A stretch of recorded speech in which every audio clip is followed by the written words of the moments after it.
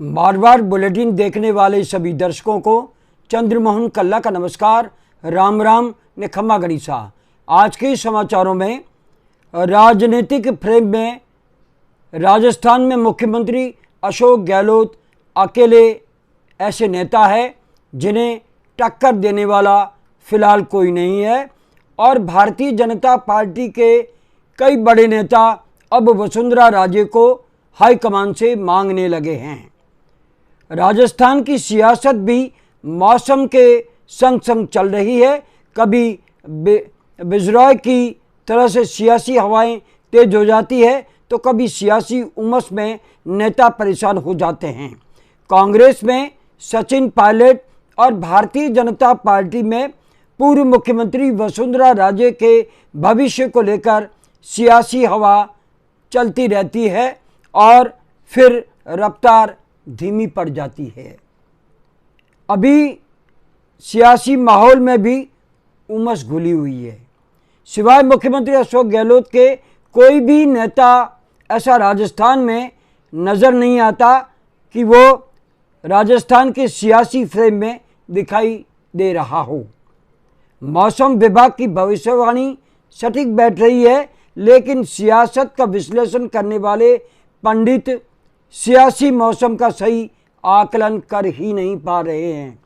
कभी सचिन पायलट दिल्ली पहुंचते हैं तो कभी अपने निर्वाचन क्षेत्र में जाते हैं तो कभी रैलियां निकालते हैं, लेकिन नतीजा कुछ हाथ में नहीं आता क्योंकि मुख्यमंत्री अशोक गहलोत इन सभी से परे राजस्थान के विकास में लगे हैं और विकास की गंगा लगातार वे बहाते रहे हैं। कांग्रेस में मुख्यमंत्री अशोक गहलोत अपने दौरों और अखबारों में बड़े बड़े इश्तिहार के साथ छाए हुए हैं। प्रचार तंत्र में प्रधानमंत्री नरेंद्र मोदी की तरह मुख्यमंत्री अशोक गहलोत भी अन्य नेताओं से बहुत आगे निकल चुके हैं। गहलोत जब भी मौका मिलता है प्रधानमंत्री नरेंद्र मोदी, आरएसएस और भारतीय जनता पार्टी पर हमला बोलने से नहीं चूकते। वे स्थानीय किसी भी नेता का नाम मुश्किल से ही ले पाते हैं। फिलहाल गहलोत अपने कामों और प्रचार तंत्र के माध्यम से अपनी गहलोत हवा बनाने में कामयाब नजर आ रहे हैं। इसमें किसी को भी कोई संदेह होना ही नहीं चाहिए।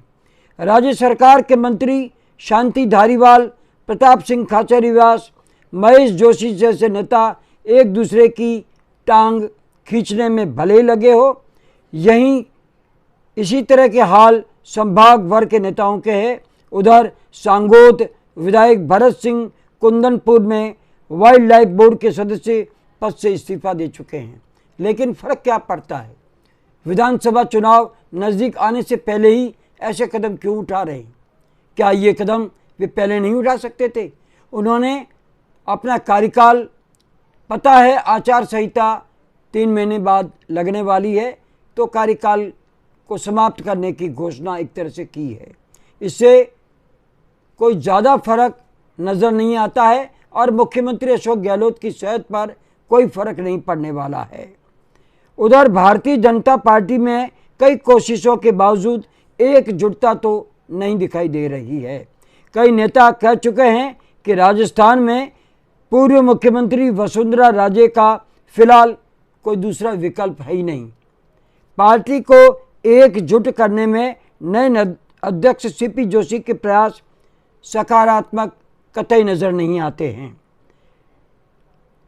भारतीय जनता पार्टी में बड़े बदलावों की हवा के बीच अब भी सियासी उमस का जबरदस्त माहौल है।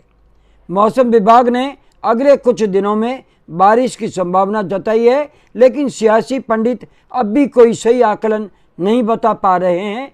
असमंजस के इस माहौल में सियासी का रुख जानने के लिए आपको अभी कुछ दिन इंतज़ार करना ही पड़ेगा।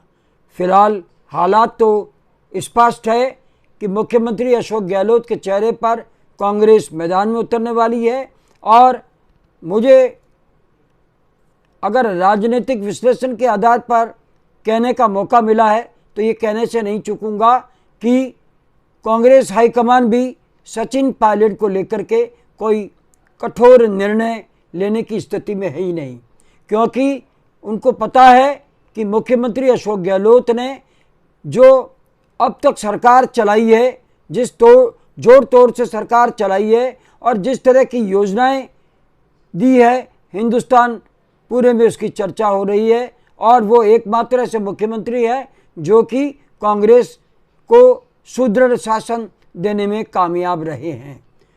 इसके आगे सचिन पायलट कहाँ टिकते हैं, ये सोचनी बात है। हाईकमान ऐसा लगता है कि सचिन पायलट से टाइम पास कर रहा है, जबकि हकीकत यह है कि अशोक गहलोत के बिना राजस्थान का पत्ता हिल नहीं सकता।